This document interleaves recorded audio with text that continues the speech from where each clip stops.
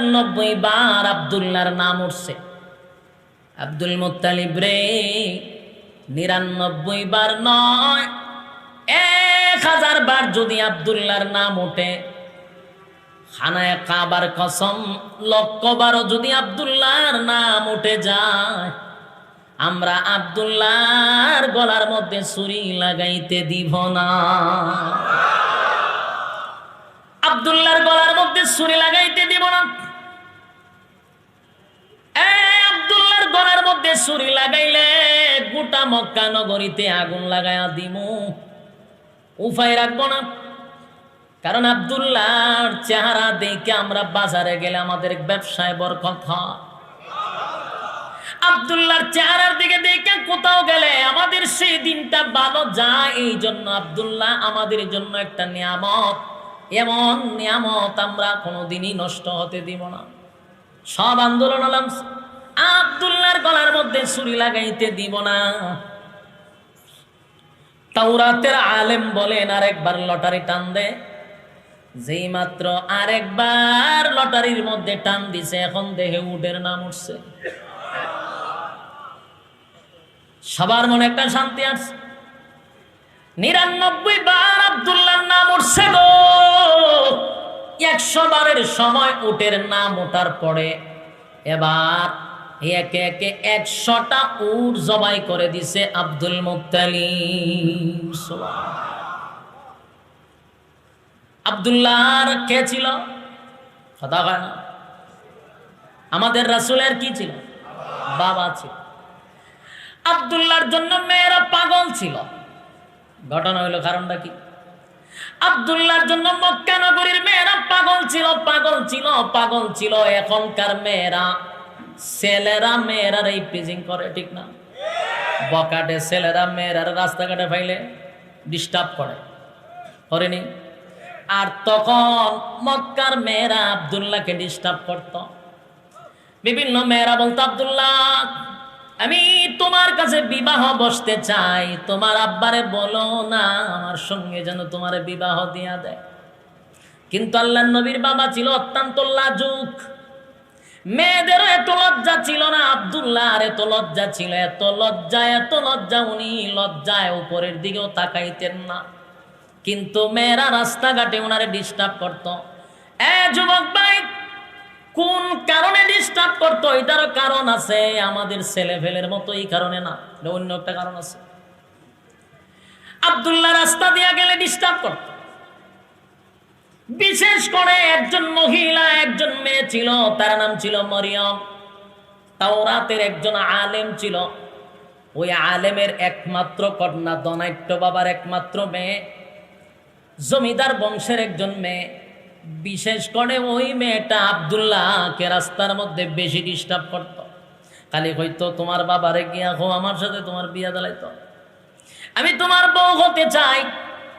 আব্দুল্লাহ রাস্তা দিয়া বাহির হতে পারে না, লজ্জা শরমে ঘর থেকে বাহির হয় না। একটা সময় আব্দুল মুত্তালিব চিন্তায় পড়ে গেল, ছেলে আমার একটা, কিন্তু এত মেয়ে বিয়া করার জন্য পাগল হইছে না রে। আমার মনে হয় আমার ছেলেরে লইয়া মক্কায় থাকা যাইব না। আব্দুল মুত্তালিবের একজন বন্ধু ছিল, মদিনায় ব্যবসা করত। ব্যবসার সুবাদে মদিনায় যাওয়ার পথে তার বন্ধুর একটা মেয়েকে আব্দুল মুত্তালিব একদিন দেখছে। দেখে কয়, বন্ধু তোর মেয়েটা অনেক সুন্দর, আমার ছেলেটাও সুন্দর, সাবধান তোর মেয়েটাকে বিবাহ দিবি না, আমার সঙ্গে পরামর্শ ছাড়া তোর মেয়েকে বিবাহ দিবি না। একদিন আব্দুল মুত্তালিব রাত্রির বেলায় আব্দুল্লাহরে লইয়া মক্কা ছেড়ে গভীর রাত্রে চলে গেল মদিনায়। চিন্তা করেন, ছেলে লইয়া মদিনায় গেছে।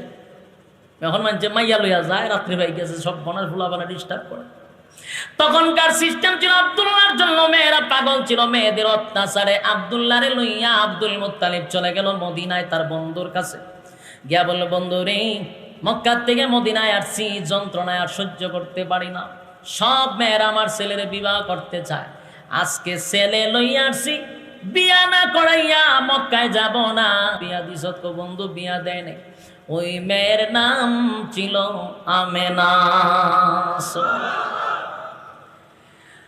বন্ধু, আমি আমার সন্তান নিয়ে আসছি, বিবাহ করাইয়া বউ লইয়া তারপরে মক্কায় যাব। বিবাহ হয়ে গেল, আব্দুল্লাহ আর আমেনার বিবাহ হয়ে গেছে। লম্বা ঘটনা সংক্ষেপে বলি, বিবাহ হওয়ার পরে আব্দুল্লাহ আর আমেনাকে লই গিয়া আবার মক্কায় গেল আব্দুল মুত্তালিব। মক্কায় যাওয়ার পরে প্রায় 1 সপ্তাহ পর্যন্ত গোটা মক্কা নগরীর মেয়েরা আব্দুল্লাহকে দেখে না, আব্দুল্লাহরে দেখে না। পাগল পাগল পাগল পাগল হয়ে গেছে, চতুর্দিকে তালাশ করে আব্দুল্লাহ কই রে, আব্দুল্লাহরে কেন দেখি না, আব্দুল্লাহরে তো পায় না। 1 সপ্তাহ পরে আব্দুল্লাহ যখন মক্কার মধ্যে ফিরে আসলো, মেয়েরা পাগল হয়ে গেছে। এবার তাওরাতের আলেমের মেয়ে মরিয়ম আব্দুল্লাহরে দেখা গড় থেকে দৌড়াইয়া পাগলের মতো বাহির হয়েছে। আব্দুল্লাহ রে, কোথায় ছিলি রে আব্দুল্লাহ? গোটা মক্কা নগরী তন্ন তন্ন করে তোরে তালাশ করছি, আমি কোথাও পাইলাম না। কই রে আব্দুল্লাহ, কোথায় গেছিলি? যখন কাছে আসছে, আব্দুল্লাহর চেহারার দিকে মরিয়ম পাত থেকে মাথা পর্যন্ত তাকাইছে। তাকাইয়া মরিয়ম একটা চিৎকার দিয়া বেহুশিয়া মাটিতে পড়ে গেছে। হুশ ফিরাছে, আবার চিৎকার দিয়ে আব্দুল্লাহ,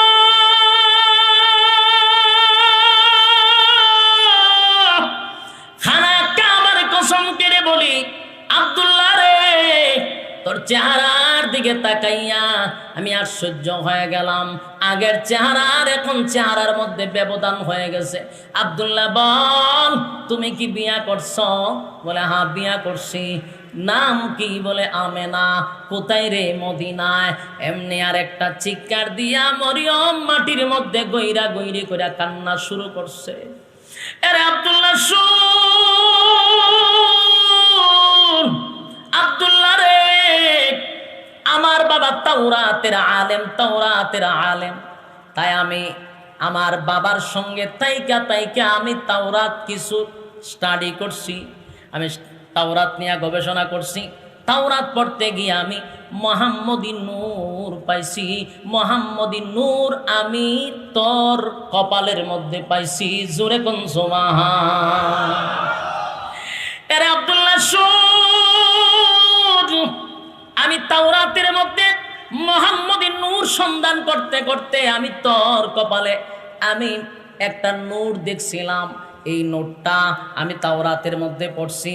এই নূর যার রেহেমে যাবে, যার পেটে যাবে, উনি যদি মা হয়, এটা হবে গোটা বিশ্বের শ্রেষ্ঠ মা, আল্লাহর সৃষ্টি জগতের শ্রেষ্ঠ মা হবে, দু জাহানের সম্মানী মা হবে। আমার স্বপ্ন ছিল আমি মুহাম্মদী নূরের মা হব, কিন্তু আমি এই জন্যই তোর জন্য পাগল ছিলাম রে আব্দুল্লাহ। জানোস নি আব্দুল্লাহ, খানায় কাবার সামনে তোমার জবাই করার জন্য তোমার বাবা নিছিল, জবাই করার জন্য 80টা মেয়ে তরবারি লইয়া দাঁড়াইছিল। এই 80টা মেয়ের নেতৃত্ব আমি মরিয়ম দিছি। সেদিন তোমার জবাই করে দিত, আমি মরিয়ম 80টা মেয়ে নিয়ে তরবারি লইয়া আন্দোলন করছিলাম আব্দুল্লাহ তোরে বাঁচানোর জন্য। আব্দুল্লাহ রে, আমি তোমার চেহারার মধ্যে সেই নূর আর দেখলাম না, সুতরাং তোমার প্রতি আমার কোনো আকর্ষণ নাই, তোমার প্রতি আমার কোনো চাহিদা নাই। আমার মনে আফসোস ছিল, আমি মুহাম্মদের মা হব, আমি আখিরি জামানার শেষ পয়গম্বরের মা হব, শ্রেষ্ঠ মা হব। আব্দুল্লাহ রে, আমি খানায় কাবার কসম করলাম।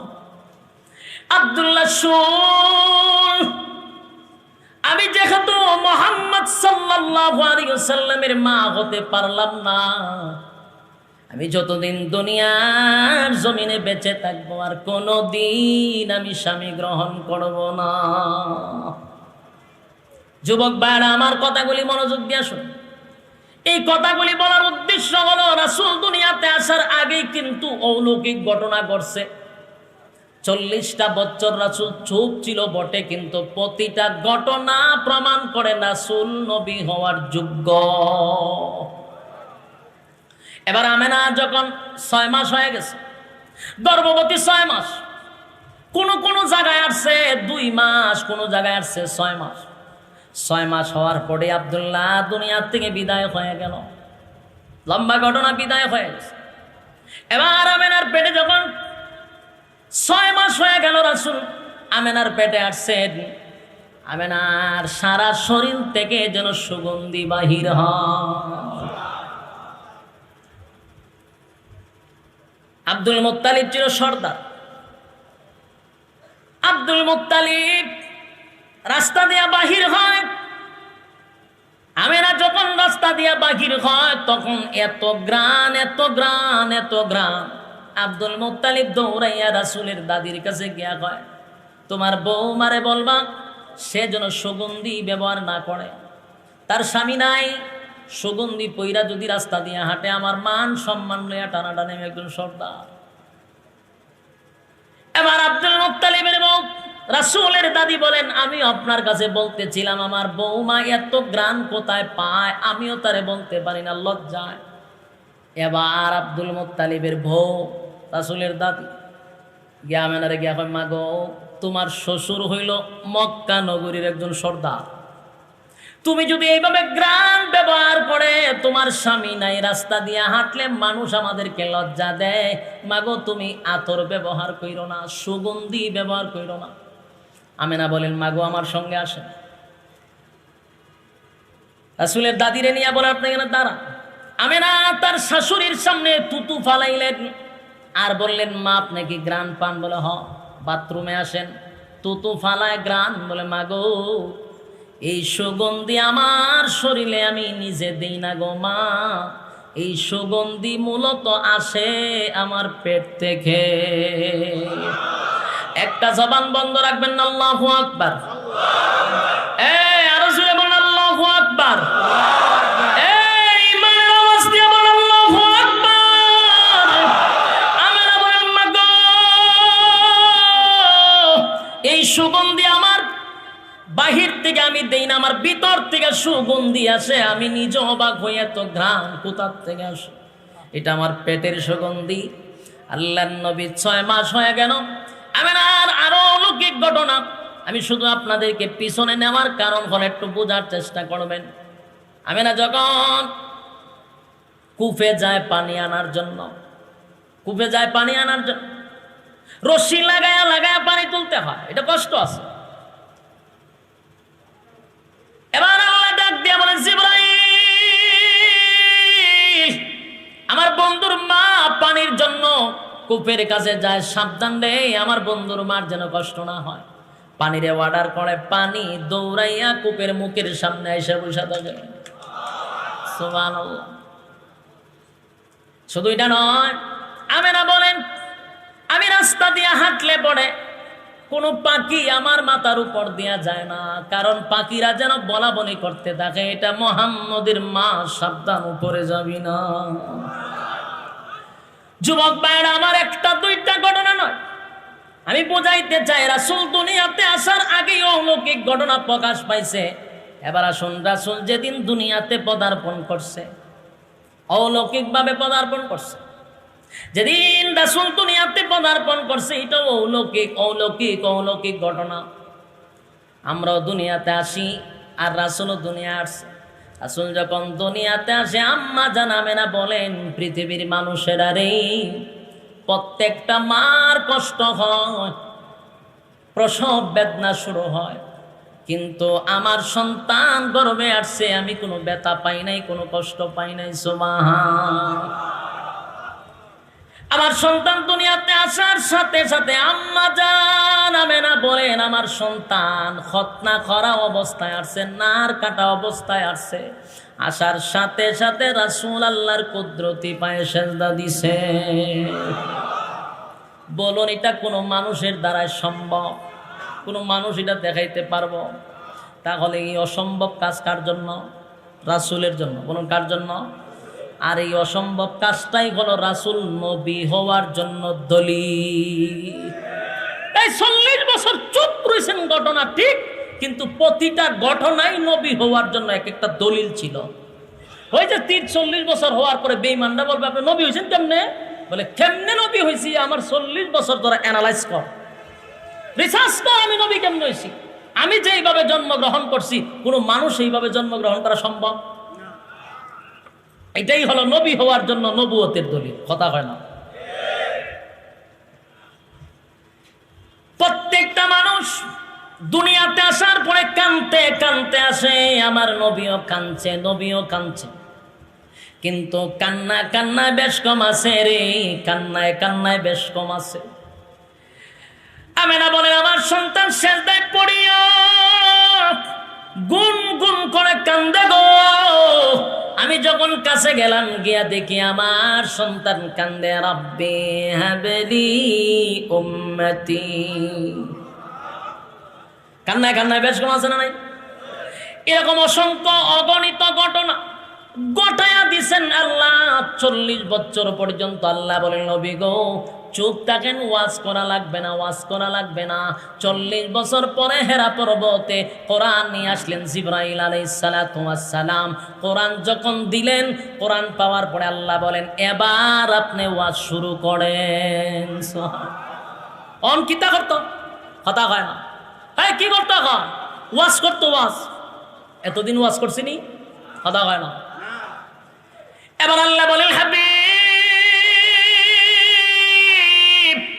আপনি ওয়াজ করেন। রাসূল এবার ওয়াজ করলেন। সর্বপ্রথম ওয়াজ হলো লা ইলাহা ইল্লাল্লাহু মুহাম্মাদুর রাসূলুল্লাহ সাল্লাল্লাহু আলাইহি ওয়াসাল্লাম।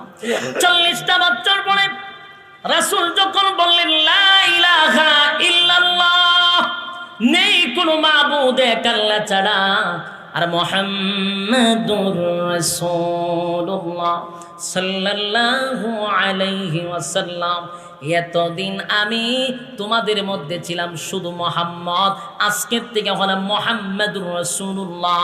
আর এতদিন তোমরা গাছের পূজা, সূর্যের পূজা, চন্দ্রের পূজা, মূর্তির পূজা, তোমরা মানুষের পূজা, লিঙ্গের পূজা, আয়োজনের পূজা, কীর্তনের পূজা, ল্যাংটার পূজা, কত ধরনের পূজা করছো, কতজনরে তোমরা রব মানছ।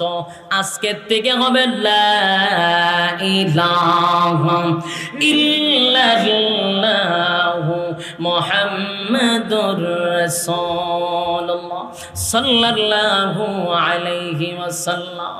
আল্লাহর নবী বলেন, এ আমার গোষ্ঠীর লোকেরা শুন, আজকের পর থেকে কারো গোলামি চলবে না গো, একমাত্র গোলামি চলবে কার? আরো জোরে কোন কার? আজকের পর থেকে গোলামি চলবে একমাত্র আল্লাহর, একমাত্র গোলামি চলবে আল্লাহর। যেই মাত্র রাসূল ওয়াজ করা শুরু করে দিল, মক্কার মানুষরা কয় সর্বনাশ করে লইছে। কি করে লইছে? মক্কার মানুষ কয় এতদিন ভালো ছিল। কি ছিল? কেন ভালো ছিল? ওয়াজ করছে না। যখন আপনি চুপ থাকবেন, সমাজের সবার কাছে ভালো থাকবেন, কথা হয় না? দি ময়না পাখি একটা খাঁচার ভিতরে বন্দি, একজনে জিজ্ঞাসা, ময়না পাখি তুই খাঁচার ভিতরে বন্দি কেন? উত্তর দেয়, আমি কথা বলতে পারি। কথা হয় না? ময়না কি উত্তর দেয়? আমি কথা বলতে পারি এই জন্য খাঁচার ভিতরে। সব ময়না পাখি উড়ালে খাঁচার বাহিরে, কারণ কথা বলতে পারে না। আমি কথা বলতে পারি এই জন্য খাঁচার ভিতরে বন্দি করে রাখছে। রাসূল যতদিন কথা বলেন নাই, মক্কা নগরীর মধ্যে আল আমিন ছিল। কথা বুঝি না? মনে বিরক্ত লাগিয়েছে? বিরক্ত আমার লাগতেছে, কারণ আমার এই কারণে লাগতেছে, মাইকটা এক মতো মন মতো পাইছি না।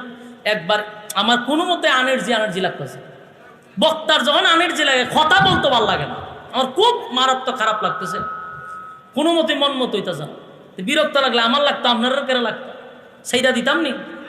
ডাবল সুবিধা। আমি দেখতেছি আপনারা লাভ কম, আমার নিজেরই ভাল লাগতেছে না, আপনারা ভাল লাগবে কেমন? কথাগুলি শেষ করতে দেন। বলুন, ওয়াজ করছে কতদিন? 40 বছর ওয়াজ করছিনি?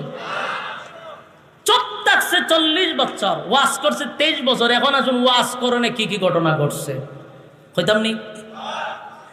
40টা বছর আল্লাহর হাবিব কিবরিয়া মক্কা নগরীর সব মানুষের কাছে রাসূলের সুনামের অভাব নাই রে। মক্কার মানুষ বলে আল আমিন, মক্কার মানুষ বলে আল্লাহর নবীর মতো এত ভালো মানুষ, আব্দুল্লাহর পুত্র মুহাম্মদের মতো এত ভালো মানুষ মক্কার জমিনে কেউ নাই রে। যেই মাত্র বলছে লা ইলাহা ইল্লাল্লাহ, লা ইলাহা ইল্লাল্লাহ, লা ইলাহা ইল্লাল্লাহ, লা ইলাহা, নেই কোনো মাবুদ আল্লাহ ছাড়া, নেই কোনো মাবুদ আল্লাহ ছাড়া, এক খোদার পর দুই খোদায়ার তিন খোদা মোরা কিছু মানি না, বলো লা ইলাহা, জোড়ে লা ইলাহা, লা ইলাহা ইল্লাল্লাহ, লা ইলাহা, হাসবি রাব্বি জাল্লাল্লাহ, মা ফি কলবি গায়রুল্লাহ, হাসবি রাব্বি জাল্লাল্লাহ, মা ফি কলবি গায়রুল্লাহ, শুধু মাবুদ তুমি এক আল্লাহ, বলো লা ইলাহা, বলো লা ইলাহা, লা ইলাহা ইল্লাল্লাহু মুহাম্মাদুর রাসূলুল্লাহ সাল্লাল্লাহু আলাইহি ওয়াসাল্লাম। আল্লাহর নবী যখন খানা কাবার সামনে একটা উঁচু টিলায় দাঁড়াইয়া মক্কার মানুষের কাছে ঘোষণা দেয়, আজকের পর থেকে কারো গোলামি করা যাবে না রে, একমাত্র গোলামি করতে হবে আল্লাহ। এই কথাটা বলতে দেরি হইল, মক্কার মানুষের মধ্যে সর্বপ্রথম যিনি আওয়াজ তুলেছিল এটা হলো আবু লাহাব।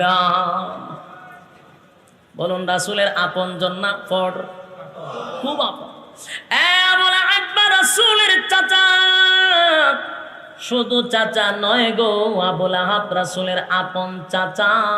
এই আপন চাচা সর্বপ্রথম রাসূলকে বলল, হায় হায় আপন ভাতিজা হইয়া মক্কার মানুষকে একত্রিত কইরা এমন ঘোষণা দিবি জানতাম না, এমন ঘোষণা দিবি জানতাম না। মুহাম্মদ রে এমন ঘোষণা দেওয়ার কারণে তুমি ধ্বংস হও, তোমার এই জিনিসগুলা ধ্বংস হয়ে যাক, আমাদের দেব দেবী নিয়ে কথা কইছ। নাউজুবিল্লাহ। আল্লাহর নবীরে মারার জন্য পাথর লইয়া দাঁড়াইছে আবু লাহাব। একটাই অপরাধ, এটা হলো কালেমার দাওয়াত দেওয়ার জন্য, হক কথা বলার জন্য। 40 বছর রাসূলের কোনো শত্রু ছিল না, কালেমার দাওয়াত দেওয়ার সাথে সাথে আপন মানুষ রাসূলের শত্রু হয়ে গেল। বাস্তব না বাস্তব? যুবক ভাইরা আমার, কালেমার দাওয়াত দেওয়া শুরু করলো। আব্দুল্লাহর পুত্র মুহাম্মদ গোটা মক্কা নগরীর মধ্যে ভালো ছিল, এখন খারাপ হয়ে গেল। কিন্তু রাসূল তো কালেমার দাওয়াত বন্ধ করে নাই। ঘর থেকে বাধা আসছে, নিজের মানুষগুলা বাধা দিছে, কিন্তু আন্দোলন বন্ধ হয়েছে। দাওয়াত দেওয়ার কারণে জায়গায় জায়গায় রাসূলকে অত্যাচার করছে রে। আল্লাহর নবীকে অত্যাচার করলো, মারধর করলো, মারধর করলো। 40 বছর ছিল ক্বাবলান নবুওয়াত, 63 বছরের একটা অধ্যায় ছিল 40 বছর। দ্বিতীয় অধ্যায় হলো 13 বছর। 13 বছরের বৈশিষ্ট্য হলো 13 বছর মার খাইছে, কিন্তু রাসূল প্রতিবাদ করে নাই। বলুন 13 বছরের বৈশিষ্ট্য কি? মার খাইছে, প্রতিবাদ কথা হয় না। 13টা বছর একা দ্বারা মার খাইছে। আল্লাহর পয়গম্বরের শরীরে একটা মশা মাছি বসে নাই। এই শরীরটার মধ্যে বেঈমানরা দ্বীনের দাওয়াত দেওয়ার কারণে মারছে কিনা? হ্যাঁ, কথা কই না দি। যার শরীরে একটা মশা বসতো না, মাছি বসতো না, এই মানুষটাকেও দ্বীনের দাওয়াত দেওয়ার কারণে মাইরা রক্তাক্ত করছে। তা আজকে আমরা দাওয়াত দিলে তো মারতই, এটা স্বাভাবিক। কারণ রাসূল মায়ের খাইছে, তো তুমি মায়ের খাইতে না, কোন জাতের বললা হইছ? রাসূলকে বাধা দিছে আবু জাহেল, আবু লাহাব, উতবা, উতাইবা। এখনো ওয়াজ করলে যারা বাধা দেয় এরাও আবু জাহিল্লার উত্তর শুনে। এটা যুগে যুগে নিবেন এখন না, এটা ইসলামের সূচনার থেকে কিয়ামতের আসরে আজান পর্যন্ত চলবো। কারণ আবু জাহিলের বংশধরও থাকবো, আবু লাহাবের বংশধরও থাকবো। দিনের প্রচার প্রসার করতে গিয়ে রাসূলকে যেভাবে বাধা দিছে, তোমাকেও আমাকেও বাধা দিবে, বাধা দেওয়া হচ্ছে। যুবক ভাইরা আমার, গাজীপুরে আপনাদের এখানে ইসলাম প্রিয় মানুষ আছে, এই জন্য এখানকার মেয়র, এখানকার নেতা কর্মীরা বৈশা বৈশা ওয়াজ শুনতেছে। এমনও জায়গায় আছে ওয়াজ করার অনুমতিও দেয় না, কিন্তু কনসার্টের অনুমতি দেয়, নাচানাচির অনুমতি দেয়, নাচ গানের অনুমতি লাগে না, ওয়াজ মাহফিলের অনুমতি লাগে। আফসোস, 96% মুসলমানের দেশে কোরআন হাদিসের কথা বলতে গেলে হয় কাগজ লইয়ান, অনুমতি লইয়ান। বাপরে বাপ, মাহফিল করতে গেলে যে মাহফিল করে হ্যাঁ দৌড়তে দৌড়তে থানায় আর বাড়ি, এর জীবনের টানছে। বাস্তব না বাস্তব? নিজে আমি সাক্ষী। যুবক ভাইয়েরা আমার, কারণ বুঝে নেবেন, যারা বাধা দেয় এরা কোনো না কোনো সূত্রে আবু জাহিল্লার বংশধর। যারা বাধা দেয় কোনো না কোনো সূত্রে এটা আবু লাহাবের বংশধর। কারণ রাসূল দ্বীনের দাওয়াত দিতে গিয়া বাধা দিছিল আবু লাহাব, বাধা দিছিল আবু জাহিল্লা। আমার যুবক ভাইরা, পয়গম্বর দ্বীনের দাওয়াত থামায় না। আল্লাহর পয়গম্বর যখন দ্বীনের দাওয়াত দেওয়া বন্ধ করে নাই, বেঈমানের বাচ্চাগুলি রাসূলের গলার মধ্যে গামছা লাগাইয়া নবীরে গলিতে গলিতে টানছে। আল্লাহর নবীর শরীরে কোনোদিন মশামাছি বসে না, নবী দ্বীনের দাওয়াত দেওয়ার কারণে গামছা লাগাইয়া নবীরে টানছে রে, নবীরে গামছা লাগাইয়া টানছে, রক্তাক্ত করছে। এরপর রাসূল 13টা বছর, একদিন দুই দিন নয়, একদিন দুই দিন নয়, 13টা বছর নবী মাইর খাইছে, সাথী সঙ্গীরা মাইর খাইছে, মারতে মারতে মারতে মারতে রাসূল রে বেহুশ করে ফালাইছে, হুশ ফিরছে আবার মারছে। আল্লাহ কয়, নবী গো, প্রতিবাদ করা যাবে না। তাহলে 13 বছরের বৈশিষ্ট্য হলো প্রতিবাদ করা। এবার আসুন, সময় যেহেতু কম, 10 বছরের মাদানী জিন্দেগির কারো 3টা অধ্যায়, প্রথম অধ্যায় 40 বছরের বৈশিষ্ট্য হলো ওয়াজ বন্ধ। কি বন্ধ? 13 বছরের বৈশিষ্ট্য হলো ওয়াজ করবে, মায়ের খাইবে, কিন্তু প্রতিবাদ। এবার আসুন, তৃতীয় অধ্যায়ের বৈশিষ্ট্য হলো এখন খালি মায়ের খাইলে চলবে না, উল্টা মায়ের দিতে হবে। কথা হয় না? খালি মায়ের খাইবেন সারা জীবন? হ্যাঁ, রাসূলের সুন্নাত থেকে, হিজরত থেকে শিক্ষা গ্রহণ করেন। খালি মায়ের খাইলে হবে না, সব সময় মাথার মধ্যে পাগড়ি বাঁধলে চলবে না, মাঝে মধ্যে পাগড়ি মাথায় বাঁধবেন, মাথায়। শিক্ষা দিছেন কে? রাসূল শিক্ষা দিছেন। মক্কা নগরীতে 13 বছর মায়ের খাইছে, মদিনায় গিয়া পাগড়ি মাথায় বাঁধছে। এরপরে যেটা চাইলে কুবার মতো, শামসুর মতো কুবাইছে। বাস্তব না বাস্তব? এরপরে যখন মদিনায় গেছে, আবার এরা গিয়ে গায়ে ফাড়াতে ঝগড়া করতে চায়। রাসূল কয়, আর বইয়া থাক লইব না, এবার শুরু কর। হগল ডিরে কুবার মতো কুবাইছে। 313 জন। কতজন? 1000 অস্ত্র সহ, 1000 অস্ত্র সহ আসছে। 313 জন ভালো করে অস্ত্র নাই, ইমানি শক্তি নিয়ে মাঠে নামছে, সবগুলার একেবারে সাইজ করে ছেড়ে দিছে। আর আজকে 96% মুসলমানের দেশ, যেখানে আল্লাহু আকবারের ধ্বনিতে সূর্য ওঠে, আল্লাহু আকবারের ধ্বনিতে সূর্য অস্ত যায়। 96% মুসলমানের দেশ, লক্ষ লক্ষ মসজিদের দেশ, লক্ষ লক্ষ মাদ্রাসার দেশে আজকে যদি কেউ ইসলামিক পোস্ট করে ফেসবুকে, কোন নাস্তিক করে আগুন লেগে যায়। বাস্তব না বাস্তব? ইসলামিক পোস্ট করছে একজন ব্যক্তি, জাতীয় পর্যায়ের একজন খেলোয়াড়। কেন ইসলামিক পোস্ট করলো? গোটা বাংলাদেশে তালাশ করলে যদি বালা কইরা আপনি গবেষণা করেন, 100টা হবে নাস্তিক। আস্তিক আছে কোটি কোটি, ঠিক কিনা বেঠিক? কিন্তু ইসলামিক পোস্ট করার কারণে 100 নাস্তিকের গুম হারাম। আর এই নিয়ে মিডিয়ারা তুলফা। আফসোস, তোমাদের জানা দরকার, এটা 96% মুসলমানের দেশ। এই দেশ ইসলামিক দেশ, যতই চেষ্টা করো কোনো কাম হবে না। তোমরা ইসলামিক পুশ করলে নারী বিদ্বেষী হয়ে যায়, জায়গায় জায়গায় দর্শন হচ্ছে, এটা নারী বিদ্বেষী হয় না? 6 বছরের শিশুর থেকে নিয়ে 80 বছরের বৃদ্ধা দর্শন করা হয়, নারী বিদ্বেষী হয় না?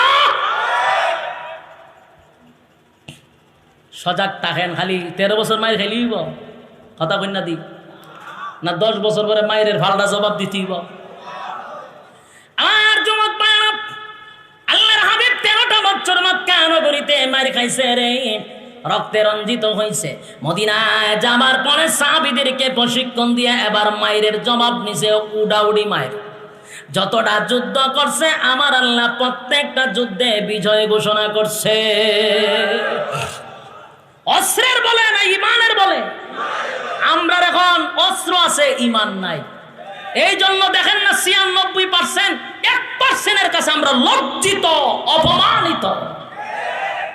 1%-এর কাছে আমরা লজ্জিত, কারণ আমরা দুর্বল। মিডিয়া ব্যক্তিত্ব আমরা দুর্বল। সব সাংবাদিকরা এখন হলুদ সাংবাদিক হয়ে গেছে। ইসলামের পক্ষে কোনো প্রশ্ন নাই, কারণ আমাদের ইমানই জোর কম। আমাদের মধ্যে লেবাস বেশি, ইমান নাই। শুধু ইমানের দুর্বলতা আছে। আর না হয় মুসলমানের কাছে 313 জন 1000 অস্ত্র নিয়ে আইসো পারে নাই। বাস্তব না বাস্তব? পার্থক্য হলো ইমান। পার্থক্য কি? ইমান বড় দুর্বল আমাদের। গাজীপুরের বাইরা লম্বা করার কোনো সুযোগ নাই, অলরেডি টুকি নাইসা পড়ছে। বাইরা আমার শেষ করে ফেলি, একটা কথাই বলবো। 63 বছরের জীবনের কয়টা অধ্যায়? প্রথম অধ্যায় 40 বছর চুপ, দ্বিতীয় অধ্যায় 13 বছর খাইলি ধৈর্য, তারপরে তৃতীয় অধ্যায় 10 বছর ধৈর্য নয় প্রতিভা। গোটা 63 বছরটাই হলো সিরাতুন নবী। আর 40 বছর কাবলান নবুয়ত, রাসূলের জন্ম নিয়ে আলোচনা। 23 বছরটা হলো রাসূলের সিরাতুন নবী। আমাদের শুধু শুনলে হবে না, মানতে হবে। কথা হয় না? রাসূলের এই জন্মদিনের মাসে শুধু খালি আলোচনা করলেই হবে না, পালনও করতে হবে। কি পালন করবেন? নামাজ, রোজা, হজ, যাকাত, যা কিছু আছে এগুলো হলো পালনীয়। আর 40 বছরের আগ জীবন, এটা কি পালনীয় না আলোচ্য? আলোচ্য। ইয়াদ থাকবো নি? হ্যাঁ, ইয়াদ থাকবো নি? আমরার দেশে শুধুই মাস্টারের জন্ম মাস বানাইছে, কারণ জন্ম তারিখে আনন্দ বেশি। আনন্দ হইলে কোনো নাকি মিষ্টি, জিলাপি, বিরিয়ানি সব খাওয়ান যায়, কিন্তু মৃত্যুর কথা কইলে আর মুখে তো খাওয়ান ডুববনি। এই জন্য মৃত্যুর কথা বলা হয় না, খালি জন্ম। অথচ যেই মাসে রাসূল দুনিয়াতে আসছেন, ঠিক এই মাসে রাসূল দুনিয়ার থেকে বিদায় হয়েছেন। আমরা শুধু আসার কথা শুনি, যাওয়ার কথা কেউ বলে না। আসছে এই জন্য রাস্তাঘাটে মিছিল, মিটিং হবে, কিন্তু যাওয়ার ব্যথায় কেউ কানবে না। বাস্তব কইলাম না অবাস্তব? আসার আগমনে সবাই খুশি, চইলা যে গেছেন ইটার ব্যথায় কেউ ব্যতীত না। এই জন্য আমাদের মধ্যে আনন্দ থাকবে, ব্যথাও থাকবে। আনন্দ করব রাসূল আসছেন, ব্যথা আসবে রাসূল চলে গেছেন। বাস্তব না বাস্তব? এই মাসে রাসূল দুনিয়াতে পদার্পণ করছেন, যদিও তারিখ নিয়ে ইখতিলাফ আছে। অনেকগুলা রিওয়ায়াত আছে যে এই মাসের তারিখ নিয়ে অনেকগুলা তারিখ আসছে। এর মধ্যে সুপ্রসিদ্ধ দুইটা হলো 8, 12। দুইটা হলো একেবারে প্রসিদ্ধ, 8 এবং 12 তারিখ। রবিউল আওয়াল 8 তারিখ হইতে পারে, রবিউল আওয়াল মাসের 12 তারিখ রাসূল দুনিয়াতে পদার্পণ করছেন। আমাদের রাসূলের জীবনীটা হলো 63 বছরের জিন্দেগি। কত বছর? 63 বছর। 63 বছর দুনিয়াতে রাসূল ছিলেন। এই 63 বছরটাকে 3টা ভাগে ভাগ করা হয়। এর প্রথম হলো 40, এরপরে হলো 13, এরপরে হলো 10। 40 বছর হলো রাসূলের নবুয়তের আগ জীবন, যেটাকে বলা হয় কাবলান নবুয়ত। 13 বছরের জিন্দিগিকে বলা হয় মাক্কি জিন্দিগি। 10 বছরের জিন্দিগিকে বলা হয় মাদানী জিন্দিগি। 40, 13, 10 কত হইল? 63 বছর। এই 63 বছরের জিন্দিগিটাকে, গোটা জিন্দিগিটাকে বলা হয় সিরাতুন নবী। বলুন কি নবী? সিরাতুন নবী। আর মিলাদ শব্দের অর্থ হলো জন্ম, মিলাদুন নবী শব্দের অর্থ হলো আমাদের নবীর জন্ম। বলুন মিলাদ শব্দের অর্থ কি? জন্ম। আর মিলাদুন নবী আমাদের নবীর জন্ম। রাসূল সাল্লাল্লাহু আলাইহি ওয়াসাল্লাম এই মাসেই পদার্পণ করছেন। এতে আপনারা খুশি না বেজার? আমরা কিন্তু খুশি। আসমান খুশি, জমিন খুশি, চন্দ্র খুশি, সূর্য খুশি, আল্লাহর সৃষ্টি জগতের সমস্ত মাখলুকাত খুশি রাসূল আসার কারণে। রাসূল সাল্লাল্লাহু আলাইহি ওয়াসাল্লামের যে গোটা 40 বছর, এই 40টা বছর ছিল ক্বাবলা নবুয়ত, নবুয়তের আগ জীবন। এই 40 বছর রাসূল নামাজের কথা বলেন নাই, রোজার কথা বলেন নাই, হজের কথা বলেন নাই, পর্দার কথা বলেন নাই, হালালের কথা বলেন নাই, হারামের কথা বলেন নাই, টোটাল কোনো ওয়াজ নসিহত করেন নাই, চুপ ছিল। বলুন কি ছিল? আপনারা আমার ভাষা বুঝেন তো? বিরক্ত হইতাছেন? ভূমিকাটা যদি মনোযোগ দিয়ে না শুনেন তো সামনের আলোচনা কিছুই বুঝতেন না। এই জন্য ভূমিকাটা মনোযোগ দিয়ে একটু শুনলে সামনের আলোচনা বুঝতে খুব সহজ হবে। 40টা বছর রাসূল কোনো ওয়াজ নসিহত করেন নাই, একেবারে চুপ ছিল। আর চুপ থাকলে সমাজের মানুষ তার প্রতি খেপে না, শত্রু হয় না, বিরোধিতা করে না। কথা বলেন না দি? ওয়াজ করার আগ পর্যন্ত রাসূল সবার কাছে ভালোই ছিল। যেদিন থেকে রাসূল ওয়াজ শুরু করছে এদিন সবার কাছে রাসূল দুশমন হয়ে গেল। চুপ থাকা অবস্থায় সবার কাছে জনপ্রিয়, এবং উনি হলেন আল আমিন। ওয়াজ শুরু করছে পর্তিকা, ওনাকে মানুষ বলে উনি পাগল হয়ে গেছে। 40 বছর রাসূল চুপ থাকার পরে, 40 বছর পূর্ণ হওয়ার পরে রাসূলকে প্রকাশ্যে নবী হিসাবে ঘোষণা দিলেন। আপনাদের প্রশ্ন আসতে পারে 40টা বছর চুপ থাকলেন কেন? 63 বছরের জিন্দিগির 40টা বছরই গেল আপনার চুপ অবস্থায়, দাওয়াত ছাড়া অবস্থায়। 23 বছর রাসূল দাওয়াত দিয়েছেন। তাহলে দাওয়াত দিলেন বেশি না চুপ থাকলেন বেশি? চুপ থাকলেন বেশি। ঘটনাটা কি? তাহলে 40 বছর উনি চুপ থাকলেন কেন? বলে 40 বছর এটা উম্মতের জন্য নয়, 23 বছর হলো উম্মতের জন্য, আর 40 বছর এটা নবী হওয়ার জন্য আল্লাহ 40 বছর রাখছেন। গোটা 40টা বছর ছিল নবী হওয়ার জন্য যতগুলা দলিল দরকার সবগুলা দলিল আল্লাহ উপস্থাপন করছে। এখন সহজে বুঝাই, 40 বছর রাসূল চুপ ছিল বটে, কিন্তু গোটা 40টা বছর যদি আপনি অ্যানালাইজ করেন, প্রতিটা পদে পদে রাসূল যে নবী তার প্রমাণ করেই 40 বছর। কারণ 40 বছর পূর্ণ হওয়ার পরে যখন রাসূল নবী হিসাবে প্রকাশ করবেন, ওই আবু জাহেল, আবু লাহাব, উতবা, উতাইবা যত শয়তান আছে তারাই বলবে তুমি নবী হইছো কেমনে। এই কথা বলবে যেটা আল্লাহ জানেনি। যখন বলবে আমি রাসূল, তখন তারাই বলবে তুমি নবী হইলা কেমনে? আমাদের সাথে চলছো, আমাদের সাথে খাইছো, আমাদের সাথে ঘুমাইছো, নবী হইলা কেমনে? এই কথা যে বলবে এটা আল্লাহ আগের থেকেই জানে। এই জন্য 40 বছর চুপ রাইকা অলৌকিক কিছু ঘটনা ঘটাইয়া দিচ্ছেন। পরবর্তীতে এই অলৌকিক ঘটনাগুলি সামনে না বুঝাইছেন নবী হওয়ার জন্য এই অলৌকিক ঘটনাগুলা দলিল। উনি যে নবী, এই ঘটনাগুলি হলো নবী হওয়ার জন্য নবুয়তের দলিল। বুঝতে পারছেন কিনা আল্লাহ ভালো জানে। এর কিছু ঘটনা শোনাই।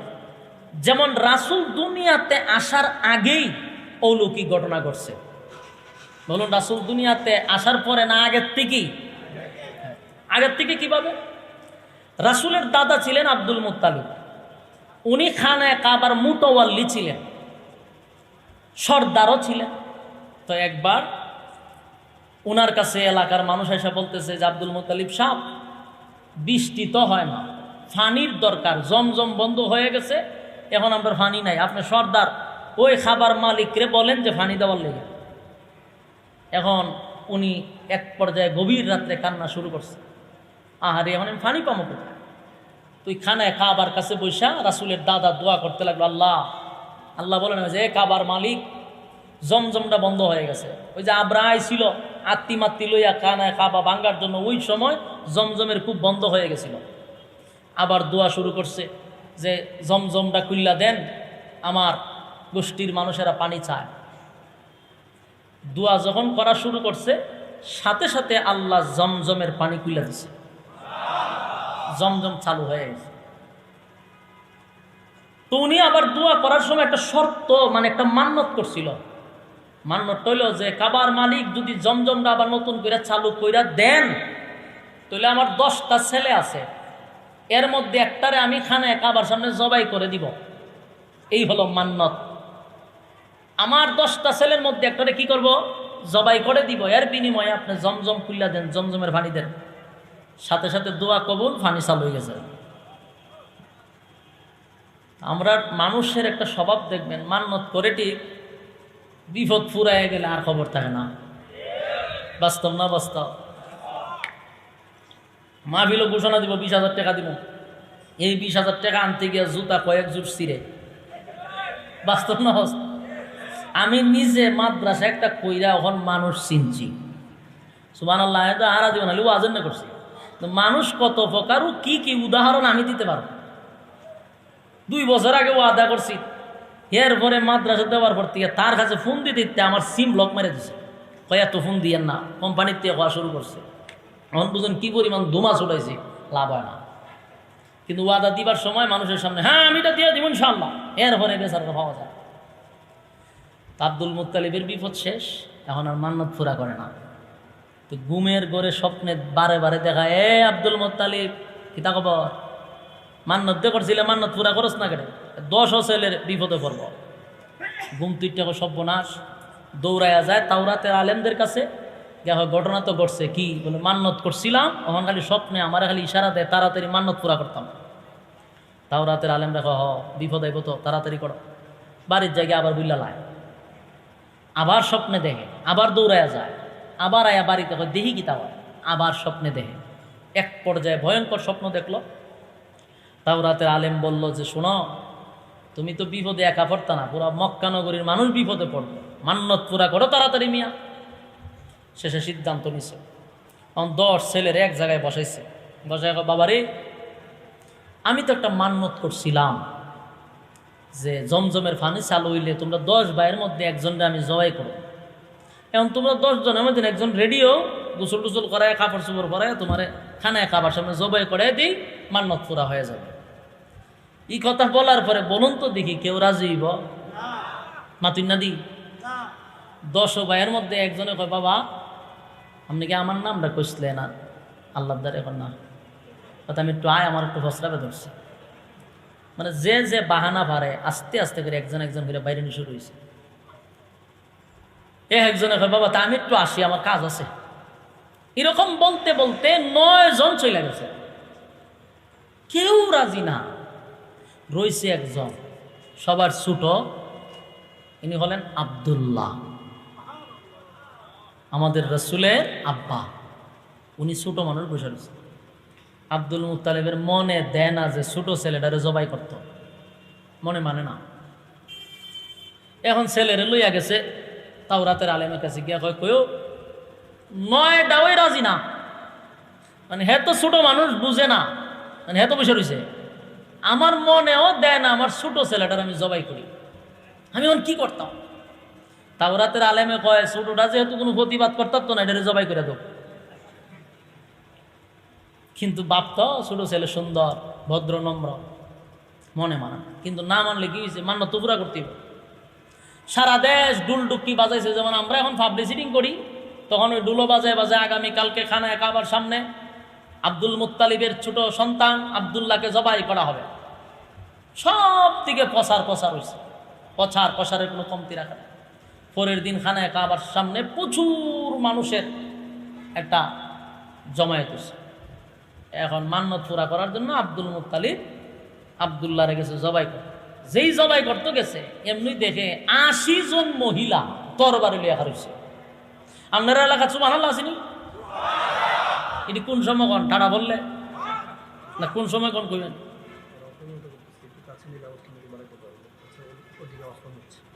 এখন আমি একটু বলি শুনেন, 1 মিনিট। মাইকের ব্যাপারে অভিজ্ঞতা আমাদের আছে।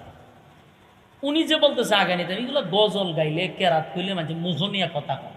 আমি তো ওয়াজ করুম, বাচন ভঙ্গি আমার লড়বে, আমি কি এইভাবে কথা কইতে পারবো মুখটা লাগাইয়া? আমি এটাই বুঝাইতে পারি না। এই যেগুলো বলতেছে আমার তো ভয় লাগতেছে, কিরামান কাতিবিন কালকা ছেড়ে দিব মাইকম্যানের সাথে আশাবির ঝগড়া।